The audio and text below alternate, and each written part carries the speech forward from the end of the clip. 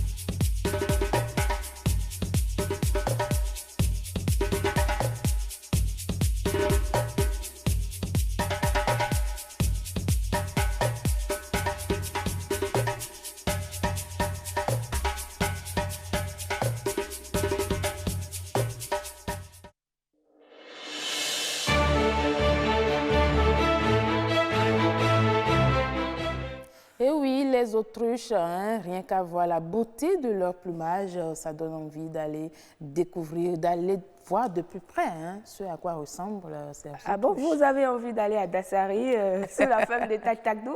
En tout cas, c'est au Bénin, oui, vous savez, exactement. paraît-il que c'est l'oiseau le plus gros et le plus lourd pour l'instant. Oui, exactement. Selon les recherches et tout, actuellement, les autruches sont des oiseaux et c'est agréable à voir. Vous les voyez de loin, c'est vraiment agréable. Allez-y, faites un tour et vous ne serez pas déçus. Il y a un adage qui dit « fais l'autruche ». Vous savez ce que ça veut dire? Ah oui, c'est vrai. C'est lorsqu'une personne refuse de faire face à la réalité. D'accord, ça c'est vrai. Parce que l'autruche, paraît-il que l'autruche ne regarde qu'en bas, il ne fait que fouiller. Il regarde en bas, il ne regarde pas autour de lui, il ne voit pas ce qui se passe. Donc, faire l'autruche. On va faire l'autruche, hein? Non. On va droit au but ici, sur le plateau. Allez, ça se passe comme ça tous les matins sur BB24. Nous vous communiquons de la bonne humeur et c'est encore l'instant humour pour agrémenter justement cette bonne humeur. Bonjour Aziz. Bonjour madame. Tellement vous êtes habillé que vous êtes en train de m'influencer sur le plateau. C'est quel style aujourd'hui? Bon, C'est du Agbada ou bien c'est quoi? Non, ça c'est Dajiki. Ah, il Ah, est c'est dit. Oui, voilà. En tout cas, vous êtes bien habillés. Ça peut comme on le dit, ça peut Vraiment. comme jamais. Avec tout ça, est-ce que vous avez jamais appris qu'il y a eu de crash et puis Africain qui est mort dedans? Ah oui. C'est quelle Jamais. affaire? En plus, elle n'est pas humain. L'Africain n'est pas humain. Qu'est-ce que ça veut dire? Non, même si vous allez apprendre ça, c'est rare. Ah bon? C'est à cause de tous ces genres de trucs-là. C'est comme un gars qui a Paris, qui a la famille au village en Afrique ici. On l'a appelé pour l'enterrement de sa grand-mère. On l'a appelé pour la première fois, genre, il s'est foutu des parents, il n'a pas pris l'appel. Une deuxième fois, on l'appelle. Il dit que lui n'a pas le budget pour régler ça. Il dort à minuit et puis il y a l'un de ses langues du village là, qui vient, il est assis à côté de lui, de son lit, et puis on le La réveille. nuit, hein, Oui, à Paris. on le réveille. Il est à Paris, on le réveille. Et on dit, Georges, on est venu pour chercher la rente d'enterrement là. Il voit et puis il dit à son oncle, comment tu es venu ici? Il dit, tu es malade. Tu crois que nous, sorciers, a besoin de transport pour venir à Paris quoi? Remets l'argent à moi et bouger d'ici. Attention, hein? C'est que lorsqu'il va se réveiller, il va plus dormir. Depuis là, pourquoi Africain ne Vous avez fera fait pas? l'expérience? Hein? Vous avez fait Ah, l'expérience? moi, je ne veux pas entrer dans ça là. Vous De- savez que... Depuis là, pourquoi Africain n'a pas fabriqué avion? En C'est tout parce cas- qu'ils ont ce qui dépasse ça. En tout cas, je pense qu'on doit faire l'expérience avec vous pour que vous compreniez mieux. Alors, c'est quoi le menu du jour? Voilà, un maître, c'est un maître de classe avec ses élèves. Et puis, dans une classe, il y a toujours un élève. Il y a un élève qui a redoublé 6 fois la classe de ceux deux. 6 fois. Ceux deux. Depuis janvier L'élève jusqu'à... là ressemble à Abdoul, hein? Pardon. Oui. Depuis janvier jusqu'en juillet, l'élève n'a jamais levé ses doigts. Alors qu'il y a les inspecteurs qui viennent chaque fois inspecter chaque maître. Donc, c'est dans la semaine où l'inspecteur veut venir, le maître a dit, parce que l'élève s'appelle Kodjo. Il dit Kodjo. Parce que c'est le vendredi, l'inspecteur vient. Il dit Kodjo, pardon. Le vendredi, il n'y a pas école. Faut pas venir. Spécialement pour toi. Oui, spécialement pour lui. Mardi, l'enfant vient. Il dit Kodjo. Il t'a dit, hein, vendredi, à la il n'y a maison. pas école, il ne faut pas venir. Mercredi, il répète même chose. Jeudi, là, il marche avec l'enfant et puis il passe sur la route. Il dit Kodjo, tu sais, hein, il achète bonbon, il achète tout. Demain, il n'y a pas école, il ne faut pas venir. Parce que c'est que celui qui va détruire ça, c'est lui qui est là. Donc le vendredi, quand l'inspecteur vient, il y a 4 questions. Si le maître répond à ça, ils vont l'envoyer sur autre chose. Donc, le maître, il vient dans la salle, il regarde, il fouille parmi tous les élèves, il ne voit pas Kodjo, donc il est content. Repos, garde-vous, il fait le rang, et puis tous les enfants dans la classe là. Et puis ils ont commencé par poser les questions. Première question, parce qu'il y a 2 élèves qui sont brillants. 4 x 4, l'autre se lève, il donne 16, le maître, il est content. Deuxième question, conjugaison, le petit il a répondu parfaitement. Dans quelques instants, on voit quelqu'un qui frappe à la porte. Là, c'est Donc le maître, Kodjo. tellement il était heureux, donc lui n'a pas pris le temps de vérifier qui. Il dit rentrer seulement. C'est Kodjo. Donc Kodjo rentre. Je Et puis savais. il regarde son maître, il fait maman a dit comment il va. Il dit va t'asseoir là-bas. Va t'asseoir. Il est Et venu puis- tout gâter. Sacré Kodjo. Et le maître, parce que le maître a déjà répondu à 2 questions. Donc ça reste 2 cases, il va remplir pour avoir sa promotion. Donc on pose la question, il dit qu'est-ce qu'un désert? Ah, les 2 élèves sur qui le maître comptait là, et ils ne connaissaient rien. Et puis il y avait une seule personne dans la classe, il lui faisait comme ça. Kodjo. Moi maître, il était au fond, moi maître. Parmi tout là, ça le maître est allé regarder, voir que c'est Kodjo. Il ne veut pas choisir le petit là. Il cherche quelqu'un d'autre forcément. Et puis l'inspecteur dit, si le petit est en train de lever la main depuis, choisissez-le quand même. Le maître vient devant Kodjo, il regarde, il dit, Kodjo, je ne sais pas ce que je t'ai fait. Je ne sais pas ce que je t'ai fait. Voilà ce que je vais faire pour évoluer. Hein? Ma promotion, Kodjo, c'est dans ta main. Pardon. Pardon. Il faut bien répondre. Kodjo, qu'est-ce qu'un désert? Le petit a répondu, il a dit, un désert, c'est un espace là où rien ne pousse, un espace naturel là où rien ne pousse. Le maître, au lieu de se taire, il dit exemple. Ah, Il dit la tête, Ah, de l'inspecteur. l'inspecteur c'est un chauve. Il dit la tête de l'inspecteur. non mais sois réaliste. Là, tu as provoqué le désert. C'est le maître même qui a créé son problème. Parce que le Kodjo a répondu. Tout simplement, Maintenant- il fallait le laisser. Ils ont fait 3 questions. Maintenant, 4e question. Le maître reste là, on dit, qui est le président de la République? Tout le monde a levé les doigts. L'inspecteur a dit que c'est lui-même qui a choisi maintenant. L'inspecteur, on dirait que lui voulait éliminer le maître. Il a dit que Kodjo n'a qu'à répondre à ça. Kodjo se lève, il regarde son maître. Et le maître, s'il pouvait piquer une crise en même temps, ça va être mieux quoi. Il regarde le maître jusqu'à... Il fait, vous allez en souffrir, mais vous ne pouvez rien faire. C'est lui le président. Avec ça, on reconnaît que c'est de notre président on parle. Bien Donc, sûr. tout cas, c'est de l'humour. C'est Oui. de l'humour par ici. Ouais, ok. Notre Bon, président ne c'est s'appelle pas juste- comme ça. Non, le président ne s'appelle pas comme ça, c'est Ouais. juste une petite blague. Ça, c'est pour mon premier passage. D'accord. Merci beaucoup. Hein. On espère que vous allez apprendre davantage le nom de votre président. Il s'appelle Patrice Guillaume Guillaume Athanas. Athanas Talon. C'est bien ça, hein? Oui, oui, talent. Attendez qu'elle termine. Nous allons à présent installer le plateau de discussion et si on en parlait.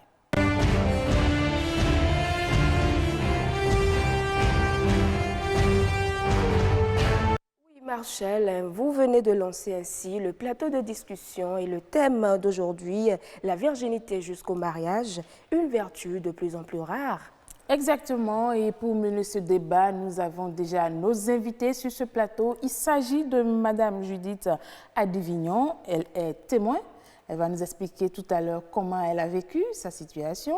Il y a également sur ce plateau Dr Komlan Agossou, gynécologue obstétricien. Bonjour docteur. Bonjour madame. Comment allez-vous? Ça va très bien, merci. Et les patients?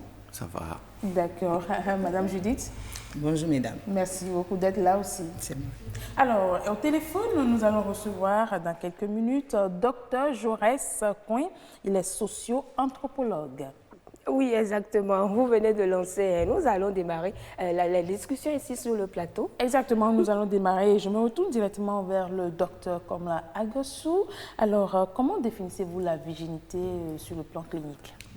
Alors, la virginité rappelle immédiatement l'hymen.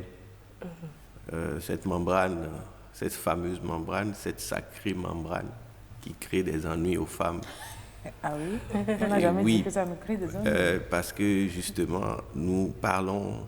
Je suis féministe, donc je dis ce que je sais. D'accord. Les femmes ont beaucoup d'ennuis à cause de cette membrane. Donc l'hymen, c'est une membrane qui obstrue, c'est un peu trop fort, mais c'est qui empêche la pénétration vaginale de façon aisée.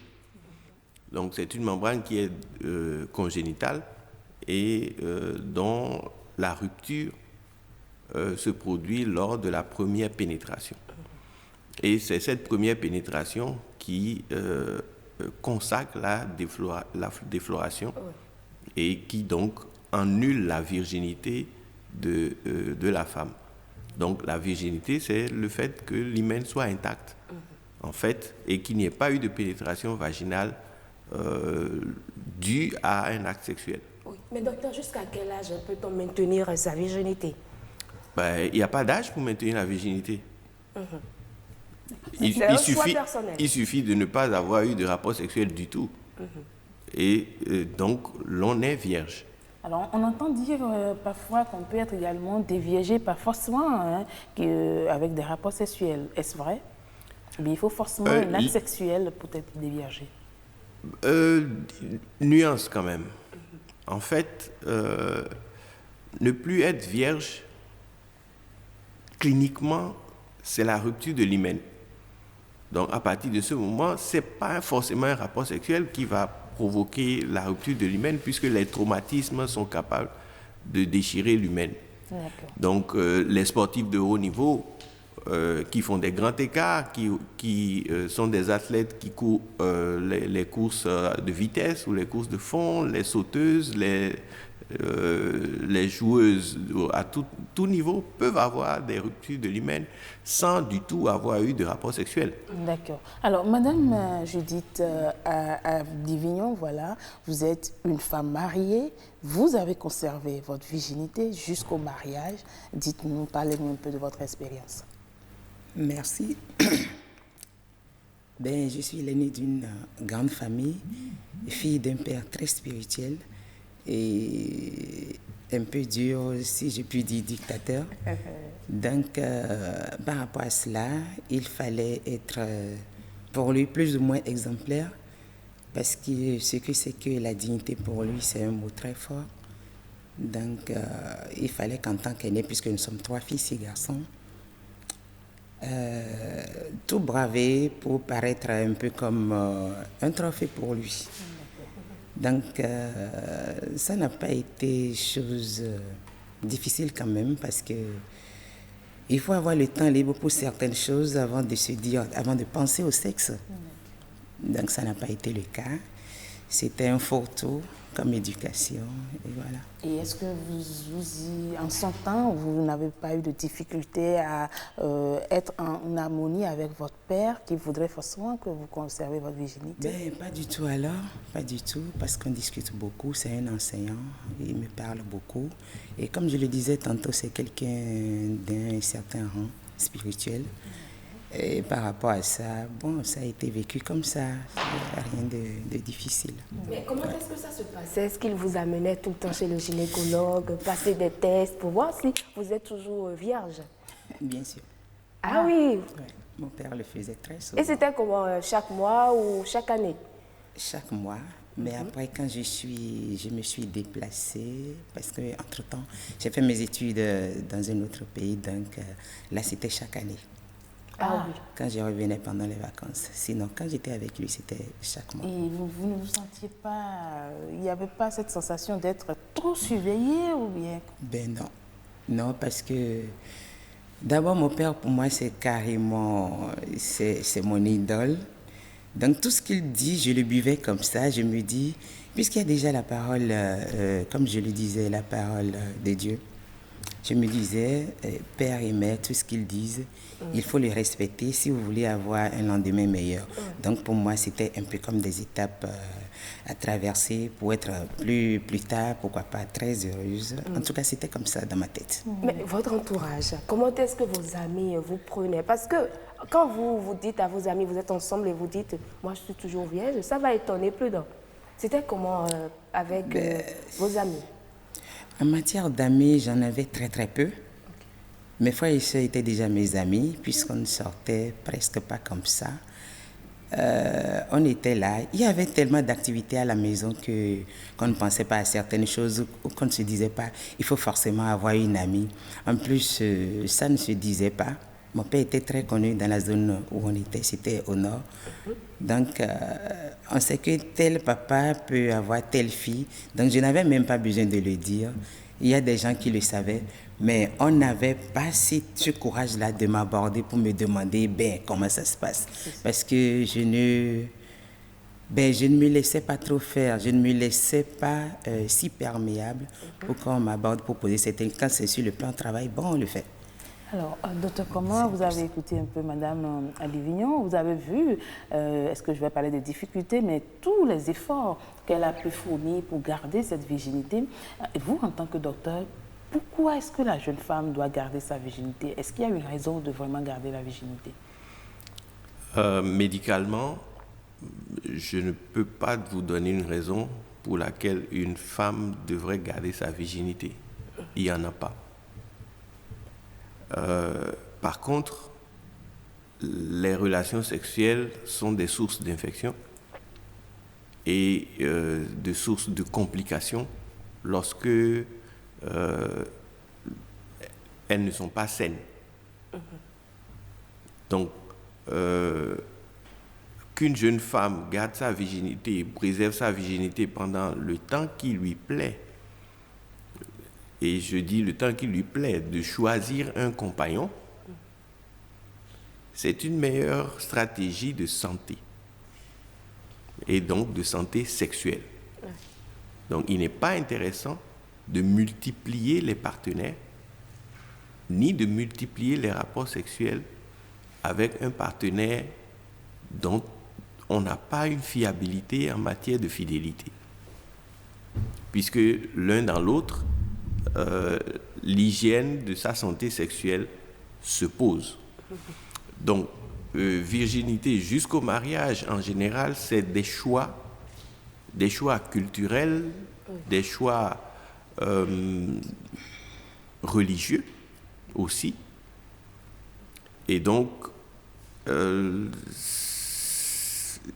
c'est difficile des fois pour les femmes, parce qu'elles n'ont pas le choix souvent. Quand je me rapporte à l'histoire de Madame Adi en face, ça n'a pas été son choix. personnel que de rester vierge jusqu'au mariage. Oui. Ça a été un choix imposé par son père. Elle l'a bien vécu, c'est une chose. Oui. Elle aurait pu mal le vivre. C'est une autre chose qui, dans ce cas, pose un autre problème, Oui. qui est le problème de sa vie personnelle et de sa sexualité. Maintenant, plus tard, de rester vierge jusqu'au mariage pourrait poser un problème de sexualité. Ah oui. Là, vous parlez déjà des conséquences que ça peut créer. Des risques Voilà. aussi. Oui. Donc, question, puisque la sexualité, c'est une chose qu'on découvre une fois qu'on la pratique. Oui. Alors, lorsque vous n'avez aucune pratique et que vous rentrez dans une relation définitive avec quelqu'un avec qui vous ne vous accordez pas, qui n'a pas forcément été vierge lui, puisque nous parlons de la virginité de la femme jusqu'au mariage, mais Oui, je ne me exactement. souviens pas avoir entendu une fois parler D'un homme. de la chasteté des voilà, hommes voilà. Oui, jusqu'au jusqu'au mariage. mariage, Ce qui exactement. voudrait dire qu'il est très peu probable, souvent, d'avoir un homme chaste épousant une femme vierge. Donc, une dichotomie. Donc, un contraste et donc quelqu'un d'expérimenté avec quelqu'un qui n'a aucune expérience Oui. de la question de sexualité. Alors, Madame Andivignon, vous avez écouté un peu Dr Comelin qui a évoqué quelques raisons pour lesquelles on pourrait ne pas opter pour ce choix de virginité avant le mariage. Pensez-vous qu'il soit réellement à la base de ce que l'on constate aujourd'hui, puisque la société africaine, comme nous le savons tous, prône cette valeur traditionnelle, mais aujourd'hui, elle tend à disparaître. Pensez-vous que ça fait partie des raisons? Ben, je ne dirais pas oui. Je ne dirais pas non non plus. C'est possible parce que il y a la télévision qui apporte son plus. Il y a l'éducation de la rue aussi. Ben, de l'autre côté, ça peut se vivre et très bien parce qu'il faut avoir certains prérequis. De façon indubitable, une femme doit prendre par là. Et par rapport à cela, avoir de l'imagination, puisque dans le domaine de l'amour, de la relation amoureuse et sexuelle, il faut avoir un plus, une certaine auto-éducation, s'apprêter pour. Il y a beaucoup de choses qui entrent en ligne de compte pour un mariage réussi, dont la sexualité forcément. Donc par rapport à ça, il faut avoir de l'imagination, s'apprêter pour et beaucoup se cultiver dans ce domaine-là. Et surtout éviter la honte. Il ne faut pas se sous-estimer non plus. Et là, ça marche. Mais vous, comment est-ce que votre époux, il a pris cette nouvelle en sachant que voilà, il va se marier à une femme qui n'a jamais fait de rapport sexuel? Ben, il n'y a rien d'extra. Il n'y a rien d'extra. Ce qui est sûr, un jour, il faut en arriver là. Et c'est vrai, comme l'a dit tout à l'heure le docteur, on n'a pas parlé d'homme chaste et c'est d'ailleurs difficile. Ben, c'est une entente dans le couple. Savoir amener l'autre à faire tant. Et la femme de son côté, comme je le disais tantôt, le tabou doit disparaître. D'accord, le tabou doit disparaître Forcément. Et nous avons également tendu notre micro à quelques citoyens béninois, surtout à Cotonou, pour nous donner leur avis par rapport à la virginité avant le mariage. On les écoute au micro de Heureuse Danondé. Moi, j'aurais aimé que mes filles aillent au mariage vierge. Il faut que ça persiste, que ça dure dans le temps. C'est une bonne chose. Parce que je me souviens, par le passé, lorsque moi j'étais encore jeune, que la fille va au mariage vierge. Et c'était apprécié aussi bien des parents de la fille que des beaux-parents. Je sais que dans certaines familles, dans la belle famille de la fille, les gens vont jusqu'à donner des cadeaux à la fille. La fille reste vierge jusqu'au mariage. Et il lui arrive au dernier moment de s'apercevoir que ce n'est pas ce dont il attendait de l'homme qu'il est en train de vivre. Et de ça à ça, elle triche une fois, ou comme on le dit, elle met le pied dehors une fois. Vous voyez? Et elle comprend que là-bas, il y a du mieux. Il y a du mieux ailleurs. Et voilà que l'homme se prend déjà pour son tout, c'est-à-dire pour le tout faire et puis le tout meubler. Et de là, la femme va continuer là-bas et ça devient une dépravation totale. C'est une question d'éducation. C'est une question de base.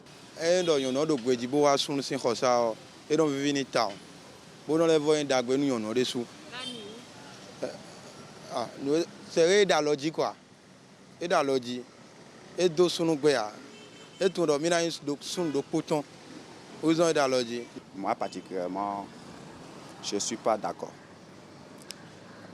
Parce que le corps humain a ses préférences. Et chacun avait ses goûts.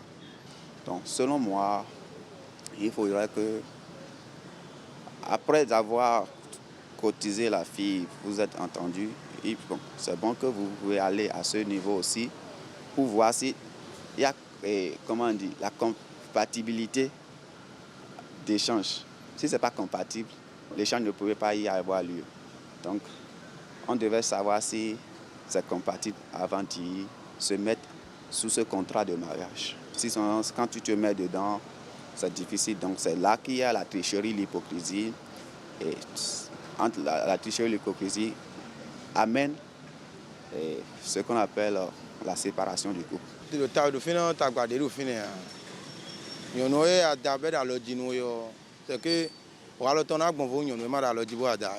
nos jours, ça ne se passe plus comme ça. C'est le modernisme. Les choses ont beaucoup évolué. Hein? La vie évolue. Et puis, bon, l'éducation d'antan n'est plus celle d'aujourd'hui. Les choses ont beaucoup changé. Et certains trouvent même qu'une fille qui va au mariage vierge, c'est pas bien. Elle n'est pas normale, cette fille-là. Si le mari sait que sa femme a été... Bon, il a connu sa femme vierge, bon, c'est peut-être à lui de lui apprendre comment se font les choses. Bon, ça ne peut pas... Moi, je crois que ça ne devrait pas emmener à la cassure. Ah oui, vous avez suivi comme nous, Madame Adivignon, un téléspectateur, il a dit que lorsqu'une femme décide de rester vierge jusqu'au mariage, elle n'est pas bien dans sa tête.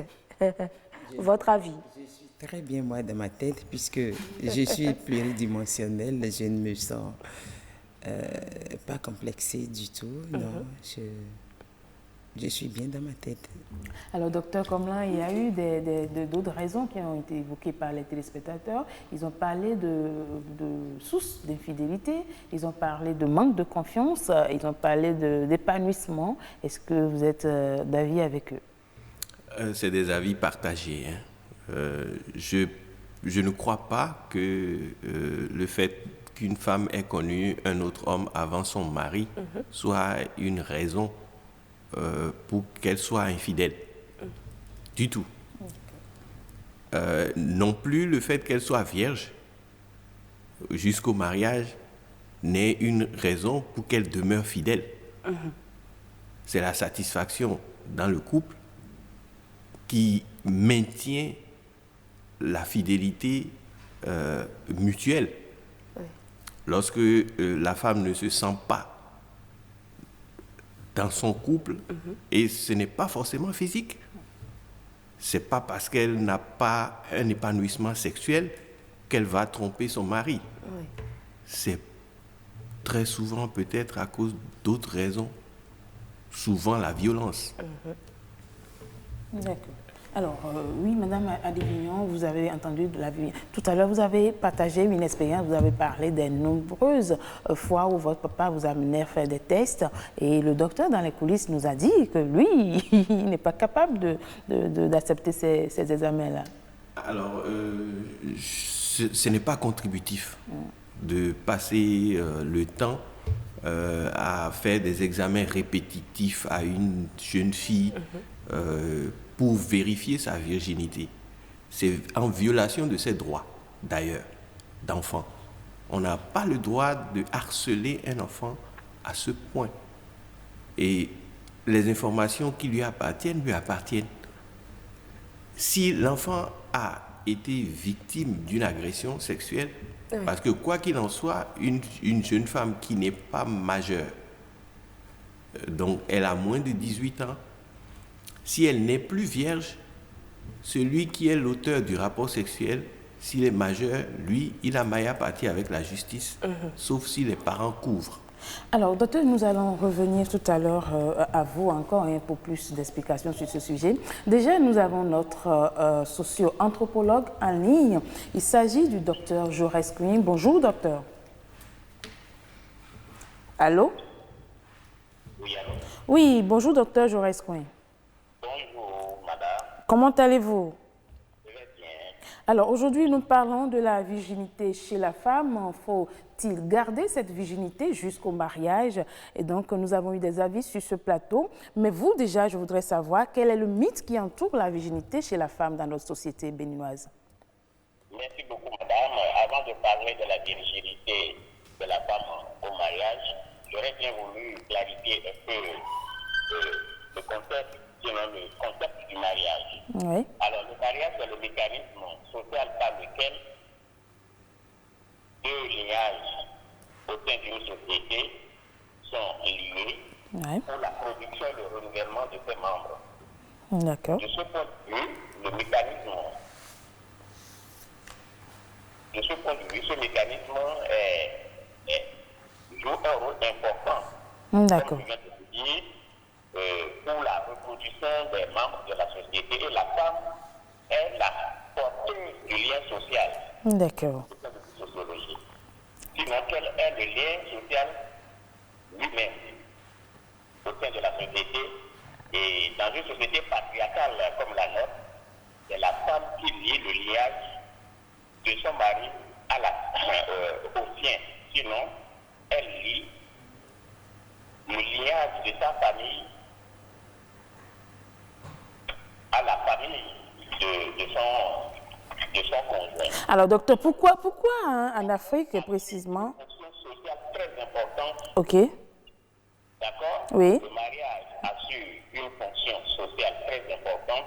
Et dans cette fonction sociale, la femme joue un rôle cardinal. D'accord. D'accord? Oui. Et tout part de là, tout part du mariage. D'accord? Et donc, le mariage entre dans la catégorie du culturel. Oui, mais nous parlons aujourd'hui de la virginité, de la femme. Quel est le bien fondé? Oui. Pourquoi on parle de la virginité au mariage? Oui. Du point de vue anthropologique, du point de vue sociologique. D'accord. D'accord? Et donc, le mariage rentre dans la catégorie du culturel que la société structure avec un système de valeurs et de normes pour la virginité de la femme au mariage, qui a tout un sens. Et quel est le sens de cette virginité de la jeune femme qui prétend se marier ou bien qui va au mariage? Ah oui, c'est ce que je disais tantôt. Lorsque nous parlons de la virginité de la femme jusqu'au mariage, d'accord, cela a tout un sens. Dans les cultures africaines, le pucelage que nous appelons habituellement la virginité relève du symbolisme. D'accord? La virginité symbolise la pureté. D'accord? Sous d'autres yeux. Et de ce point de vue, la femme qui est restée bien jusqu'au mariage joue un rôle dans cette société-là. Elle incarne l'exemplarité et a une place dans des rituels donnés. Alors, aujourd'hui, docteur Jaurès Queen, on constate que cette valeur traditionnelle que nous avons chez nous en Afrique, au Bénin particulièrement, tend à disparaître. Quels sont les facteurs sociologiques qui ont contribué ou bien qui contribuent à cet état de choses? Ah oui. Cette valeur tend à disparaître parce que nous sommes dans une société aujourd'hui, une société de communication où, avec le progrès scientifique, avec le progrès des technologies, il y a des comportements qui ne respectent plus les normes et les valeurs là. D'accord? Et donc, on a tous, pour être un peu, disons, un peu dur, à une dépravation des mœurs et des valeurs à cause de ce progrès scientifique, d'accord, des systèmes de communication et le brassage des cultures aussi favorise cette perte de valeur. D'accord. Alors, pour finir avec vous, que faire aujourd'hui? Est-ce qu'il faut retourner à ces valeurs traditionnelles? Est-ce qu'il faut prôner la virginité chez la jeune fille ou qu'est-ce qu'il faut faire? Vous savez, la société elle-même a des outils de contrôle social et des outils de régulation sociale. D'accord? Ces outils, à un moment donné du fonctionnement de la société, ont failli. Il n'y a plus de contrôle, il n'y a plus de régulation sociale et il n'y a plus de censure. Aujourd'hui, on peut mettre en place des mécanismes pour promouvoir, n'est-ce pas, la virginité de la femme au mariage en instaurant par exemple des prix de la femme vierge dans nos écoles, dans nos universités et même revenir sur la censure, puisque la pureté et sinon la virginité au mariage a beaucoup d'avantages, aussi bien au niveau religieux, physiologique que social. Et donc, au regard de cette importance, au regard de l'importance de la virginité jusqu'au mariage, il importe de mettre en place des mécanismes pour promouvoir cette valeur qui est en perte de vitesse dans nos sociétés, comme je viens de le dire, par l'instauration du prix de la jeune fille au mariage. Mais la société elle-même, les familles, n'ont-elles pas aussi un rôle à jouer dans ce retour aux valeurs traditionnelles? La famille, le cercle familial, n'a-t-il pas un rôle à jouer? Tout à fait, j'ai parlé des outils de régulation sociale et du contrôle social. Et là, la famille joue un rôle. Contrôler la fille, ses comportements, lui donner une éducation où la vigilité occupe une place centrale. La censure des comportements qui puissent la conduire à cette perte-là, à cette perte de valeur. Donc, de ces outils, de ce travail-là, la société ou bien la famille est appelée à jouer ce rôle pour que la fille garde sa virginité jusqu'au mariage. Merci beaucoup à vous, Dr Jaurès Kouy. On aimerait rester encore avec vous, mais le temps qui nous est imparti est terminé. On vous dit merci d'avoir participé à ce débat et on vous souhaite une agréable journée. Merci beaucoup, madame. Oui, revenons sur ce plateau. Nous avons suivi avec intérêt l'intervention de notre socio-anthropologue, le Dr Queen. Docteur, selon lui, il y a assez d'avantages à rester vierge jusqu'au mariage. Et il faut, selon lui également, faire promouvoir cette valeur et mettre en place des mécanismes. Vous, David? C'est une manière de voir les choses. C'est une manière de voir les choses, mais je ne sais pas, par ailleurs, moi je me pose la question, au Bénin, c'est dans quel, au pluriel, département, c'est dans quelles origines que la virginité jusqu'au mariage est une tradition? Est-ce que c'est dans l'air fond? C'est dans l'air Nago? C'est dans l'air Yoruba? C'est dans l'air Dindi? C'est dans l'air Bariba? Moi je suis fond. Je suis un peu, je vais dire Marie, je suis de Covey. Okay. Donc, bon, je ne me souviens pas dans mes traditions qu'il y ait une question de virginité jusqu'au mariage, parce que ça ne tient pas, jusqu'à aujourd'hui en tout cas. Mais je sais que dans certaines sociétés plutôt musulmanes, il y a cette tradition. Et la femme mariée doit passer la nuit dans un drap blanc qu'on va Exactement. présenter. Mais ça ne se fait pas dans les fonds, par exemple, ni dans les goûts, ni dans les minas, que je sache. Donc, moi, je doute de la tradition globale au Bénin, déjà. Non, mais dans certaines régions, quand Dans même, certaines régions, il y a des parents qui exigent que voilà, leur fille reste vierge jusqu'au mariage. Donc, c'est plus du côté religieux que du côté tradition. C'est les religions importées ou apportées qui véhiculent cette culture. Et c'est les familles qui sont très ancrées dans leur religion. On va pas faire... Qui peut-être font... C'est pour dire quoi? C'est pas pour changer les donnes. Mais nous sommes dans une société, et comme il a dit tout à l'heure, la société se régule. Et nous avons constaté qu'il y a très peu de familles dans lesquelles on tient compte de ce phénomène. On est très peu exigeant et de toutes les façons, on y arrive très peu. Alors, je vais finir en demandant aussi pourquoi les garçons ne sont-ils pas éduqués pour laisser les filles en paix aussi? Parce qu'il n'y a qu'un garçon pour empêcher une fille d'être vierge. Exactement. Madame Adivignon, vous avez entendu, selon vous, est-ce qu'il faut promouvoir cette valeur? C'est oui, puisque vous l'avez été... Les avis sont partagés puisque le monde évolue comme on le dit.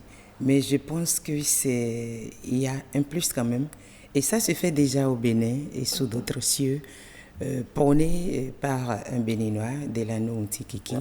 Il y a le foyer des filles vierges, déjà. Bien sûr, à Baou. Oui. C'est un grand foyer. Vous avez fait un tour là-bas? J'y vais très souvent. En tant que sensibilisatrice, j'y vais très souvent. Et quand vous allez là-bas, les filles, quand vous leur demandez comment ça s'est passé, est-ce que c'est les parents qui vous amènent? Je crois que ça a évolué aujourd'hui, la mentalité a évolué. Ce n'est pas forcément les parents qui coachent les filles à devenir vierges, mais autour d'elles, quand elles observent que déjà leurs copines de 15-16 ans parlent déjà de déception amoureuse, elles se disent, mais pourquoi je donne mon corps à quelqu'un qui ne me respecte pas? Mais vous savez, il y a un problème aussi. Aujourd'hui, c'est facile de reconstruire lui-même, comme on le dit. On peut reconstruire sa virginité. J'ai entendu dire cela, docteur. Oui, de façon clinique, on peut reconstruire sa virginité. On peut faire l'artifice de reconstruire l'hymen et on paraît vierge. Mais l'on n'est plus vierge. Alors, nous avons aussi les internautes qui nous ont envoyé des messages. Nous allons essayer de relayer quelques de ces messages-là. Déjà, il y a Madame Dagia qui dit ceci: « Sujet coriace qui mérite mûre réflexion. Il n'y a rien de plus digne à une femme que d'aller vierge au mariage. Cela témoigne de la bonne éducation reçue de ses parents. Ça honore la femme, les avantages, évite les MST, le vadrouillage. La jeune mariée incarne le respect, la dignité et la grâce féminine. L'homme est fier d'être le premier, le vrai mari. L'harmonie et la concorde règnent en maître dans le couple. Le cheminement, la main dans la main, est plus aisé. Les inconvénients sont multiples et multiformes. Changement de partenaire, grossesse précoce, avec des avortements répétés, insatisfaction sexuelle, etc.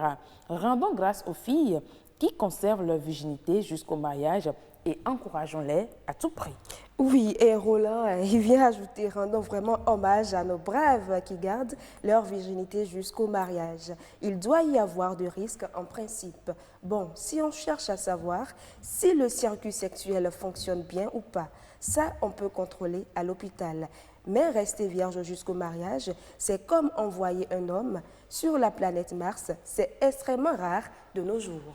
Eh bien, il y a Mathilde Cocodé qui dit au temps de nos arrière-grands-parents, il ne faut pas oublier que le monde ne comptait pas assez d'êtres humains et ce qui facilitait leur mariage vierge. Il n'y avait pas le christianisme. C'est le Bokono qui pouvait vous dire si vous pouvez prendre en mariage telle ou telle personne. Et ça se faisait strictement entre les familles. Il n'y avait pas de test de compatibilité pour voir si tel ou tel pouvait rester ensemble pour faire des enfants. Alors, et quand tu es proposé en mariage dans une famille, tu n'as pas le droit de refuser, même de te remarier dans la même famille de ton défunt mari. Aujourd'hui, c'est encore possible, mais rares sont les familles qui mettent leurs enfants ensemble pour se marier. Les religieux nous enseignent dès qu'ils ne cadrent souvent pas. Bon. Et quand tu gardes la virginité, pour un jeune, dès qu'il découvre, rares sont ceux qui continuent. Les études à l'extérieur ne favorisent pas notre relation. Impatient d'attendre l'autre, il n'y a presque plus de famille, mais de l'individualisme dans le monde. L'immaturité des êtres fragiles du XXIe siècle, sinon aujourd'hui.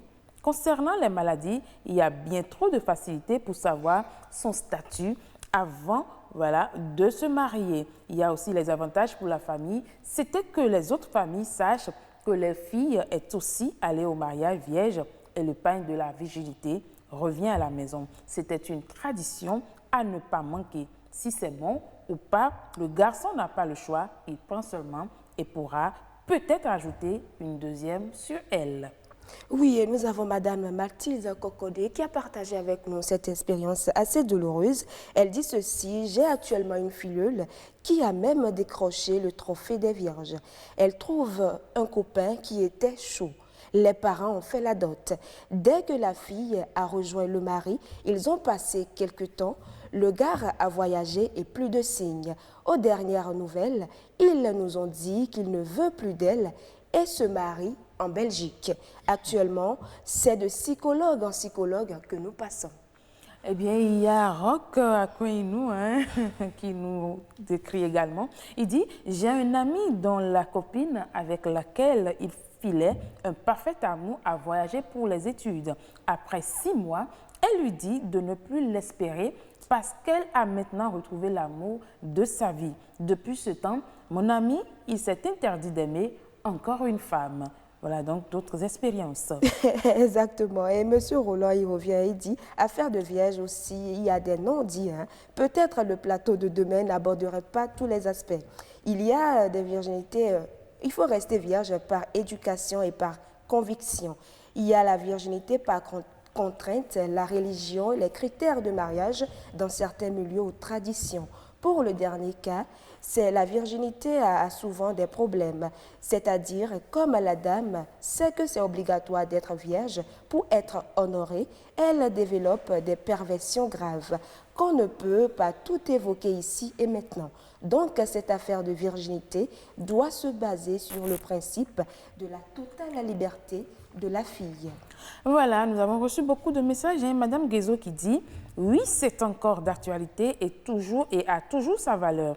C'est une question d'éducation, d'honneur et de respect envers la belle famille de l'homme. La fille est respectée par son mari et sa belle famille. Elle devient aussi un exemple pour certaines filles, ou femmes de mœurs légères. Quand le couple ne se respecte pas, n'arrive pas à bien communiquer ou n'a pas la crainte de Dieu, ça finit mal. Des fois, c'est après le mariage qu'on constate que l'un des conjoints est stérile et c'est ainsi que les problèmes naissent. Oui, si le couple s'aime et les partenaires ont vraiment la crainte de Dieu, pour eux, tout est grâce. C'est rare de nos jours, mais on en trouve encore. Oui, elle peut être rejetée par sa famille, surtout les traditionnalistes. Elle devient une honte pour la famille. Oui, elle peut contacter une infection sexuellement transmissible qui peut la rendre stérile plus tard.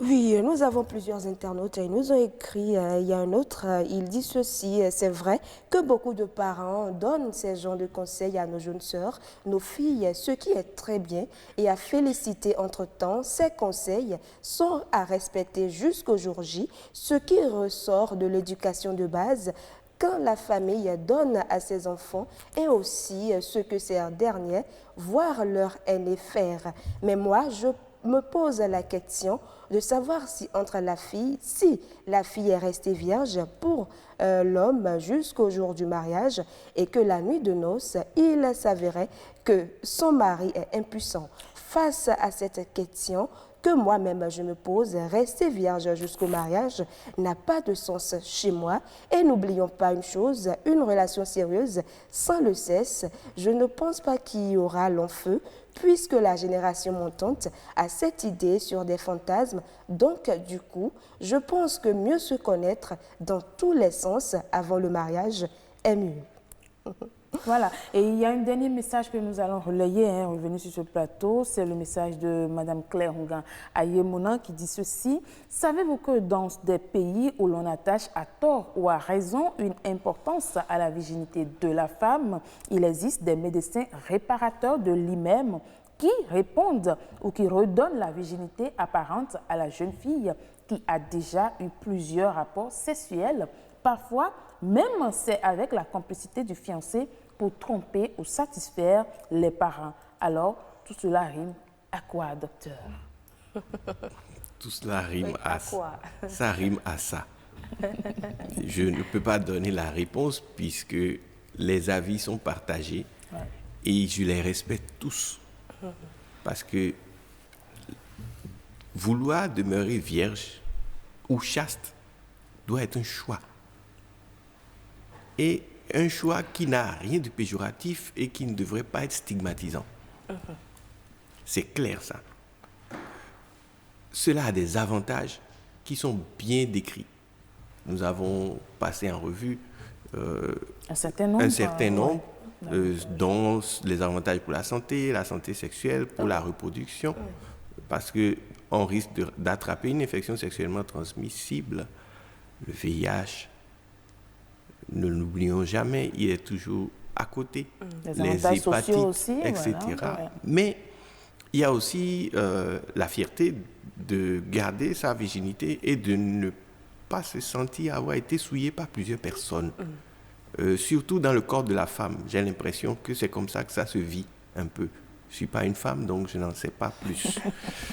Mais non... cela ne devrait pas enlever la liberté à ceux et celles qui ne souhaitent pas de le faire. C'est surtout ça qui est important aussi à ne pas oublier. Qu'il est bien possible aussi de ne pas avoir ou de ne pas garder sa virginité sans être ni dépravé, ni de mœurs légères, ni rien du tout. Et pouvoir tenir correctement un ménage et faire l'honneur et la fierté aussi de ses parents. Oui. Mais docteur, vous avez vu un internaute, il a noté le fait que l'homme et la femme décident de rester, l'homme décide de rester chaste et la femme décide de rester vierge. Mais après le mariage, on découvre que l'homme est impuissant. Que faire dans ces cas? Ça fait partie des conséquences. Hein? Exact. Il y a ce qu'on appelle l'examen prénuptial. Et si cet examen est honnête et complet, cela permet de découvrir tous ces problèmes. Donc l'examen prénuptial, c'est un examen médical qui est exigé d'ailleurs par la loi pour le mariage et qui donne lieu à un certificat prénuptial. Donc, il n'y a aucune raison à découvrir après que son mari est impuissant ou que sa femme est stérile. Dans ce cas, il y aurait eu des informations dissimulées de part et d'autre. Sinon, la vérification de toutes ces fonctions fait partie de cet examen. Ce qui veut dire que d'ailleurs, que les deux partenaires restent chastes jusqu'au mariage n'est pas a priori un marché de dupes. Parce que c'est de la duperie que d'avoir une infirmité, de la cacher et puis de se mettre en ménage avec quelqu'un avant que cela ne soit découvert, même pas révélé. Alors, Madame Adivillon, vous avez écouté aussi le contenu des messages que nous ont envoyés nos internautes. Pensez-vous ou êtes-vous d'avis avec tout ce qu'ils ont dit? Je ne peux pas être d'avis, puisque un être a son mode de vie, sa vision, sa philosophie d'un thème bien défini. Mais je pense que une maman parlait de fierté peut-être. Ben moi, je suis peut-être assez particulière. Je n'ai pas vécu comme ça.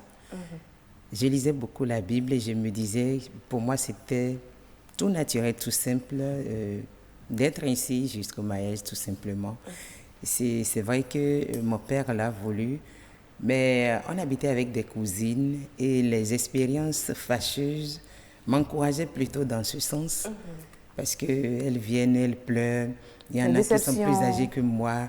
Ça pleure, ça pleure. Parfois, j'avais envie de rencontrer les copains et de les tabasser. Ça me faisait très mal. Je me dis, mais pourquoi se donner autant de mal? Papa voyage, c'est toi qui sors par la fenêtre pour aller le rencontrer. Trop de choses. Mais aujourd'hui, bien sûr. Aujourd'hui, si on vous demande de conseiller les jeunes filles qui vont au mariage, est-ce que vous allez prôner la virginité avant le mariage? Bien sûr, parce que personnellement, ça m'a permis d'avoir plusieurs cordes à mon arc. Je consacrais ce temps-là qu'une jeune fille puberte ou adolescente pouvait passer avec un copain à faire beaucoup de choses. Je suis écrivaine, je suis journaliste, je fais beaucoup de choses, je suis dans le sport et j'ai presque pas le temps. Donc je me dis que quelque part, ça profite. Parce que penser à un homme, se dire je suis amoureuse, déjà à un certain âge, ça nous éloigne de certaines choses. En tout cas, c'est mon avis. Oui, mais madame, est-ce que vous pensez qu'on peut restaurer cette valeur qui disparaît de nos jours? Ben oui, ça se fait déjà timidement un peu partout, ça se fait. Il y a des filles, vous allez dans certaines universités, à 30 ans, elles sont vierges, vous leur posez la question, est-ce que c'est vos parents? Elles disent non, délibérément, je voudrais point. D'accord. Docteur, votre mot de fin? Voilà. Ben, la virginité jusqu'au mariage de la femme, c'est une vertu féminine. Je tiens à le dire. C'est une femme qui choisit cette pureté, qui pourra l'assumer. L'imposer, c'est mal vécu et c'est source de beaucoup d'autres ennuis. Pas forcément reconnu ni connu. La société actuelle est loin de cette image, c'est un fait. Moi, particulièrement en tant que gynécologue obstétricien, je pense que je serais mieux dans ma pratique si la virginité jusqu'au mariage est une coutume, puisque dans ma pratique quotidienne, je fais face à des difficultés de conception liées aux conséquences des grossesses non désirées hors mariage. Donc, c'est pour ça que j'ai dit que c'est une vertu. Et cela faciliterait la société. Merci beaucoup, docteur. Merci à vous pour ce beau plateau, je vais dire. Nous avons eu de très bonnes informations avec vous, docteur Komla Gossou. Je rappelle que vous êtes gynécologue, obstétricien. Et merci également à vous, Madame Judith Adivignon, journaliste. En tout cas, vous avez plusieurs casquettes à la fois. Merci d'être venue sur ce plateau et de partager toutes ces informations avec nous. C'est moi, merci pour l'opportunité de découverte par rapport à nos jeunes filles qui nous suivent.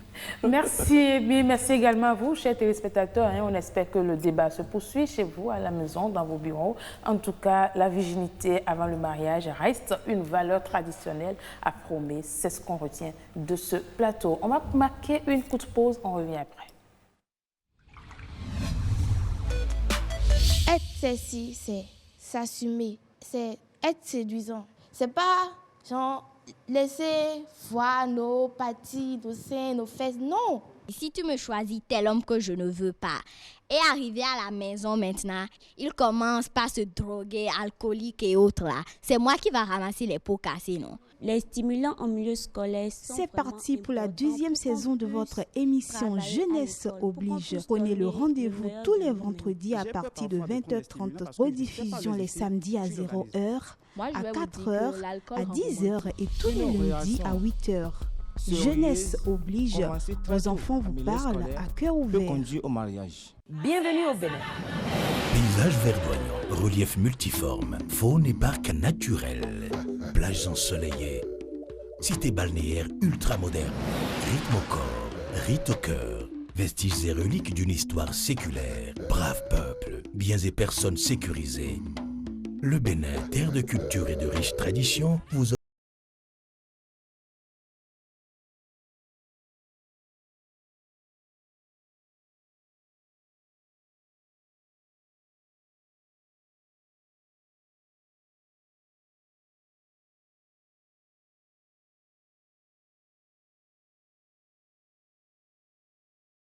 Oui, c'était notre diva Angélique Kidjo. C'est vrai, le débat, ça se poursuit également. Je ne peux sur pas ce vous plateau dire ce qu'elle même. m'a dit. Ne dites rien, Marcel. C'est mon secret. D'accord, ok, je garde votre secret jalousement.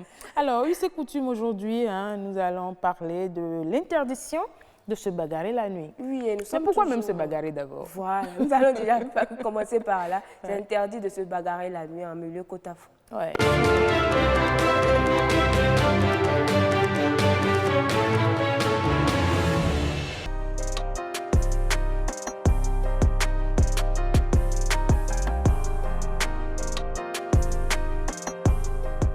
Vous parlez de façon légère dans la nuit, c'est que la voix, la nuit, porte ça très loin au point où ce qui ne doit pas être entendu ou ne doit pas amener les gens à faire des injonctions et tout le monde est informé dans le village, bien dans le milieu, et puis les gens peuvent prendre position. Les gens peuvent même vous envoyer là et tenter à votre vie plus tard et vous ne saurez pas.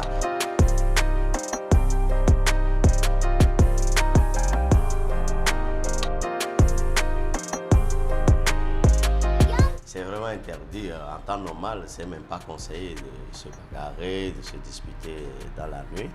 Bon, chez nous, c'est toujours pour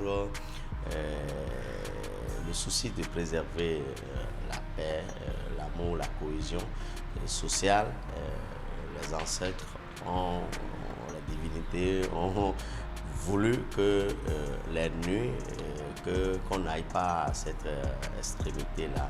Parce que se bagarrer dans la nuit, c'est provoquer la colère des divinités, même des morts. Vous ne savez pas qui est plus fort que l'autre, parce que l'autre, il a un destin, il a un esprit protecteur, et quand vous vous adonnez à ces choses, c'est les esprits qui prennent la vengeance.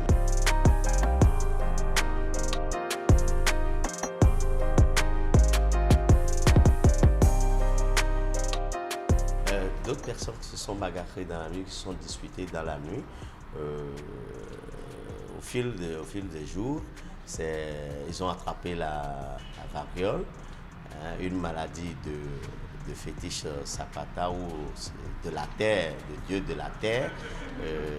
D'autres ont attrapé des maladies bizarres, inconnues, et qui les ont amenés à perdre leur vie ou leur bien, leur richesse.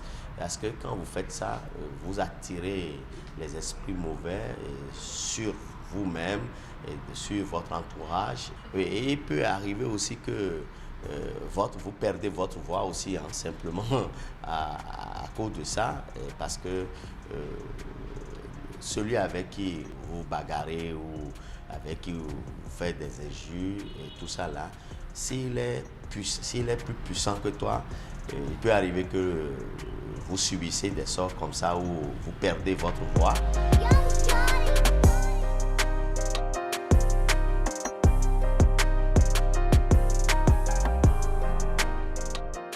C'est d'aller vers le chef de famille ou la famille, le chef de famille pour lui exposer les faits et quitte à lui de voir s'il faut faire une consultation.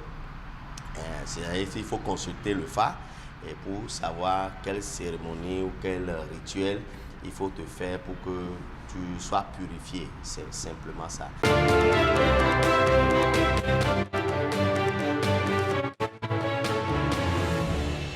Voilà, hein, il ne faut pas se bagarrer la nuit. D'ailleurs, il ne faut même pas se bagarrer, je le disais tantôt. Oui, c'est vrai. Il n'y a aucun intérêt à se bagarrer. Oui, pour éviter d'aller voir le chef de famille, d'aller demander pardon, se faire purifier, il faut éviter tout simplement de se bagarrer. Et ce qui me fait marrer surtout, c'est quand c'est vous qui provoquez la bagarre et puis on vous tape après correctement.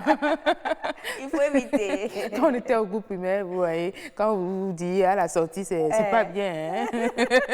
C'est dit, quelque chose vous attend, ou vous courez, vous allez voir le maître, ou vous appelez les parents au secours en même temps, sinon c'est pas évident que vous revenez encore en morceau à la maison. Je suis sûre que vous, lorsque vous étiez au groupe primaire, vous étiez une bagarreuse. En tout cas, non, pas du tout bagarreuse, mais je taquinais beaucoup. Hein? Voilà, donc il ne faut pas se bagarrer, ça fait partie de la tradition, surtout la nuit, hein, de la tradition des Kotafon. Voilà. On va à présent passer à un prénom africain. Non? Capture du jour. Capture du jour d'abord. Capture du jour, bien sûr.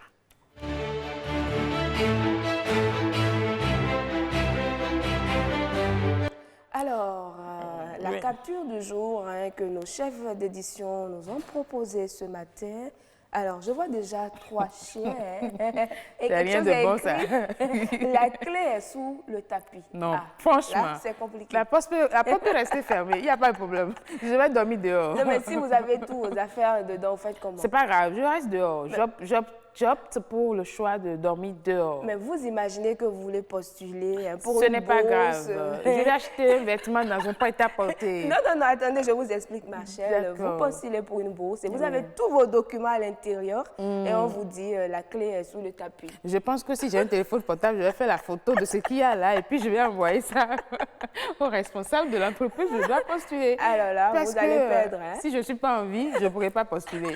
Avec 3 chiens comme ça, je ne pense pas. Moi, je pense que bon, j'allais faire pareil comme vous. Hein. J'allais me retirer tout simplement. Parfois, on n'a pas le choix, quoi. Ou bien je peux appeler le propriétaire des chiens. Je dis, mais venez chercher vos chiens, tout simplement. Je vais entrer chez moi. En tout cas, de toutes les façons, moi, je ne vais pas entrer. Je laisse la clé encore sous le tapis. Quand les vrais propriétaires vont dégager, moi, je vais rentrer dans ma chambre, tout simplement. Ah oui, c'est un vrai dilemme. Oui, ça, c'est vrai. Alors, nous allons, après capture... Oui, nous allons parler aujourd'hui du crin-crin. Vous en consommez-vous? C'est ça qu'on appelle la démence. Oui, mais laissez-moi donner. Vous êtes de grands popos, vous aimez tout le temps prôner partout. C'est à demain. Je suis de là-bas. Voilà. Ouais. Exactement. Et puis quand on met du crabe, on met des crevettes, on met un peu de fromage. Arrêtez, Marcel. Et maintenant, quand vous trouvez les petits poissons, on les appelle des fruitins, là, voilà. Doevi. Oh là là. Attention. Arrêtez, Marcel. Vous donnez de l'eau à la bouche aux téléspectateurs. Nous, on aime la pâte de maïs chez nous. Vous imaginez, on appelle ça wakume, avec à deux mains. Bon. Ça, c'est vrai. En tout cas, il faut dire au Bénin que la plante se fait appeler crin-crin. Et en français, bien que son nom commun soit correcte potagère. Vous en avez entendu parler une fois? Non. Correcte potagère, c'est le vrai nom du crin-crin. Et c'est une plante annuelle à tige haute et droite et peu raffinée, comme vous le voyez déjà sur l'écran. Elle présente des feuilles ovales et dentées. Et la correcte potagère ou le crin-crin est une plante cultivée un peu partout en Afrique et surtout en Afrique de l'Ouest. Il pousse spontanément et abondante sur les terres argileuses. Et les expériences ont prouvé que la production du crin-crin est nettement rentable pour les producteurs quand ils produisent le crin-crin dans les bas-fonds. Ah, oui, je comprends. Alors, ce n'est pas une raison de taquiner ceux d'Agra. C'est-à-dire qu'au lieu de garder la population d'Agra, on va essayer de les libérer un peu, les dégager un peu pour produire du crin-crin. Vous n'êtes pas sérieux, ils ne sont pas d'accord avec vous. C'était une blague. Et il faut noter que parmi les cultures maraîchères, le crin-crin, communément appelé la correcte, en occupe une place importante. Elle fait partie des légumes les plus consommés après la tomate, l'oignon, le piment et le niébé. Et la vente du crin-crin est exclusivement effectuée par les femmes. Le crin-crin est collecté et vendu sur les marchés et les centres urbains. Et vous savez, vous en avez en tas. Avec 25 francs déjà, on vous livre le crin-crin. Et il faut dire... Oui, 25 francs. Et c'est beaucoup comme ça. Oui, mais actuellement, c'est un peu cher. Ah oui? Oui. D'accord. Et la fameuse sauce de Nenui est en effet particulièrement savoureuse. Comme vous l'aviez dit, elle est consommée avec de la pâte à base de farine de maïs. Et il faut dire que le crin-crin a de nombreuses vertus que nous proposons, que je voudrais quand même partager avec vous. Elle est riche en eau et contient de nombreux éléments nutritifs, à savoir des protéines, des lipides, des glucides, Et des c'est pourquoi fibres. il est même conseillé de préparer le crin-crin aux petits-enfants. Exactement. Aux bébés, voilà. On vous dit de le mélanger avec des crevettes, avec des crabes parfois. En fait, c'est l'action de tirer, là. C'est intéressant. Ouais. Et il faut dire que vous pouvez également faire une décoction pour soulager vos maux de dents. En tout cas, on a beaucoup d'informations sur le crin-crin et je confirme, j'aime bien le crin-crin. Aussi, je sais que je ne sais pas dans quelle région déjà, mais ils ont une manière de préparer le crin-crin. C'est de la friture, dja, ce qu'on appelle dja, avec le crin-crin et la pâte noire. Exactement. Vous aimez ça aussi? C'est à Porto-Novo, pardon. Ah oui. Qu'on retrouve quand même ce plat avec la pâte noire. Oui, Annette Bello. Coucou à toi. Coucou. Oui. Merci beaucoup, Figensia Ntonji, pour toutes ces informations. En temps, notre invité du prénom africain nous a rejoint, on l'installe.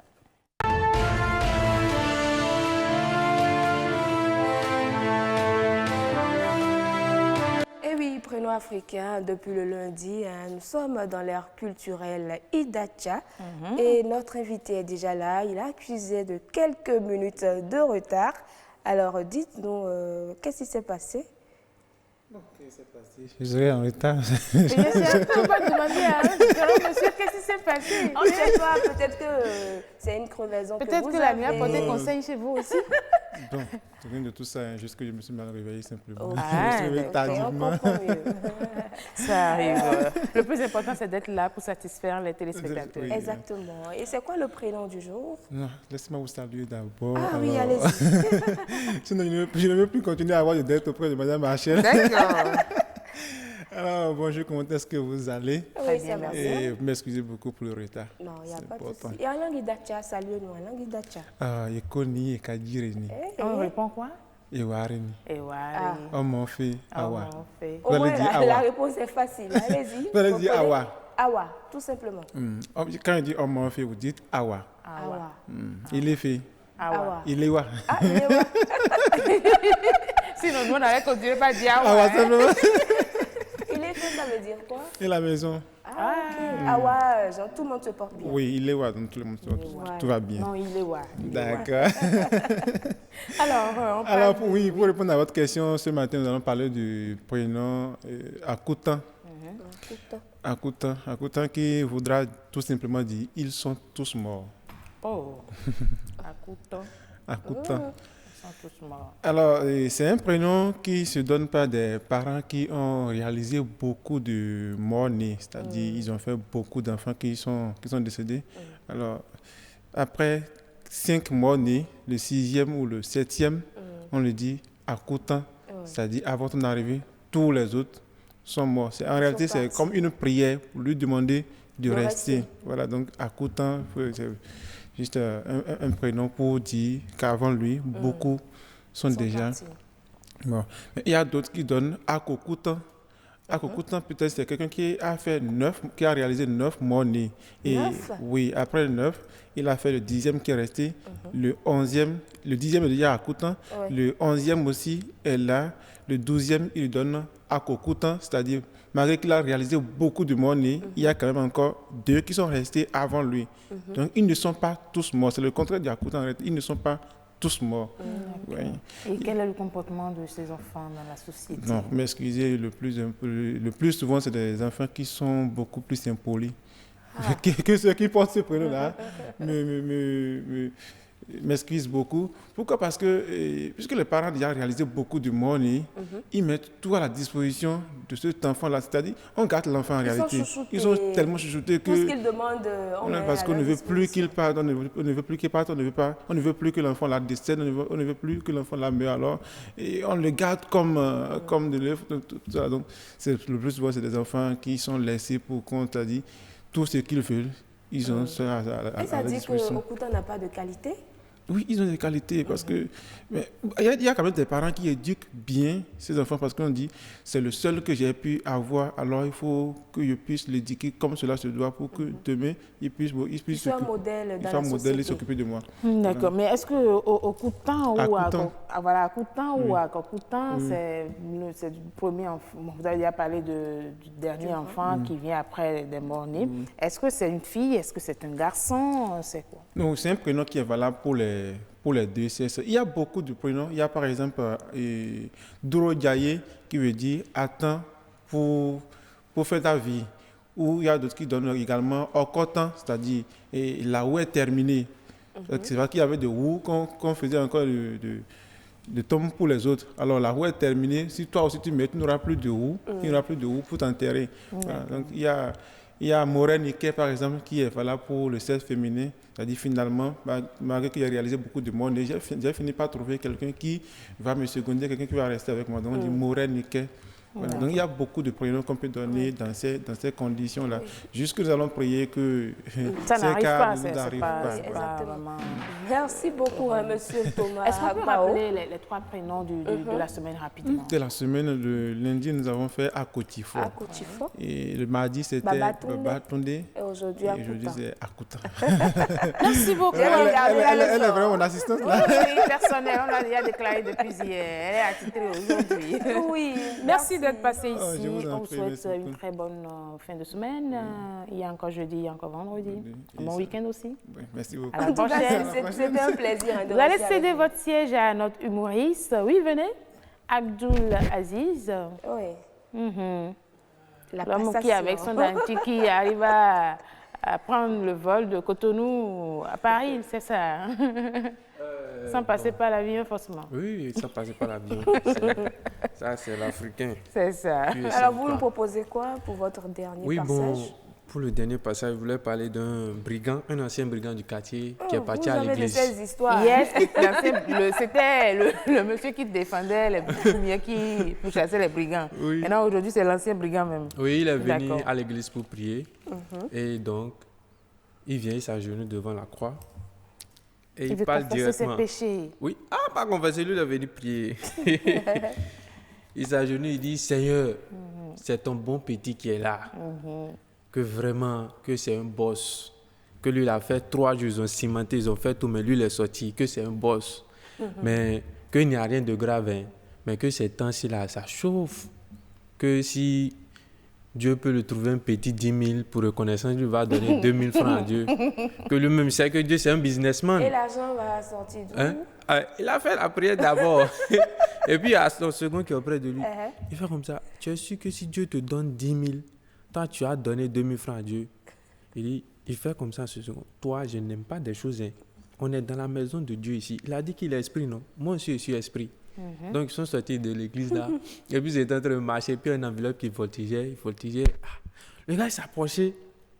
Il prend l'enveloppe, il fouille. Et puis, il n'y a que des billets de 1 000 francs dedans. Il compte. Il compte 1, 2, 3, 4, 8. Il voit 8 000 francs. Il crie à haute voix. Son second dit, il y a quoi? Il dit, moi, il t'a dit que le Seigneur, c'est un businessman. Donc, tout ce que moi, il dit dans l'église, il était au courant. La dernière levée, c'est 2 000 francs, puis ma monnaie, même 8 000, et puis il a déposé ça ici.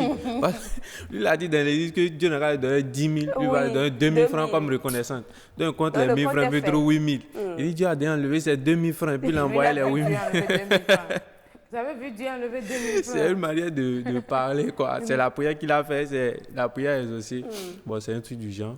Et il faut vraiment avoir foi en Dieu. Si tu as foi en Dieu, tu demandes, il va donner. C'est pas comme ça. Non, c'est pas comme ça. C'est pas comme ça. Chacun avait sa manière de prier. C'est pas comme ça.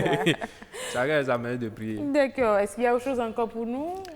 Bon, c'est juste que je souhaitais une bonne suite de semaine à tous les téléspectateurs et à vous aussi. Et que Dieu nous accorde sa grâce et sa bénédiction. C'est important. Amen. Merci beaucoup. Vous êtes restés avec nous lundi, mardi. Du lundi au mercredi. Mercredi, on a bien ri. On a bien rigolé, comme on le dit. Oui. Et donc, on va vous souhaiter une très bonne semaine aussi. Merci. Un bon week-end. Aussi. Merci. Et n'oubliez pas de nous ramener tout ce que vous aurez, parce que je sais que vous avez beaucoup de projets aussi. Mais il y a aussi qu'on peut... Vous étiez en train de me dire hier qu'il y a... Oui, par rapport à ma chaîne YouTube. Ah d'accord, bon ça Oui. on va dire dans les coups, mais vous avez une Oui. chaîne YouTube? Oui, j'ai une chaîne YouTube. C'est déjà bien, c'est déjà Ok, bien. pas de Je souci. pense que les téléspectateurs pourront vous suivre davantage. Oui, hein. oui, c'est à mon nom. D'accord, ok. Merci beaucoup à Tout est vous, dit déjà, Aziz. merci Ok, beaucoup. merci beaucoup. Alors, on va vous dire merci beaucoup, hein, chers amis téléspectateurs. Lundi, mardi, mercredi, vous étiez avec nous de 6h30 à 8h. Voilà, on a passé de très moments de Très télévision bons moments, avec exactement. vous. Et c'est également l'occasion de remercier l'équipe technique qui nous a accompagnés du lundi jusqu'au mercredi. Il s'agit de Timothée Routon à la réalisation et Jules Akweyikou, hein, cadreur. Nous avons le preneur de son qui était Patrick Nimavo. Exactement. Et l'infographe, Oui, Robles Avouzokan, Voilà. sans oublier notre maquilleuse Nadia Binazon. bien sûr, et nos deux chefs d'édition aujourd'hui, Anno Adadja et Victoire Rougan, voilà, que nous allons retrouver aussi dans Jeunesse Oblige. Hein. Prenez le rendez-vous. Ça fait partie des programmes de BB24, la chaîne du développement. On va se dire tout simplement très bon week-end et à lundi prochain, si Dieu nous garde.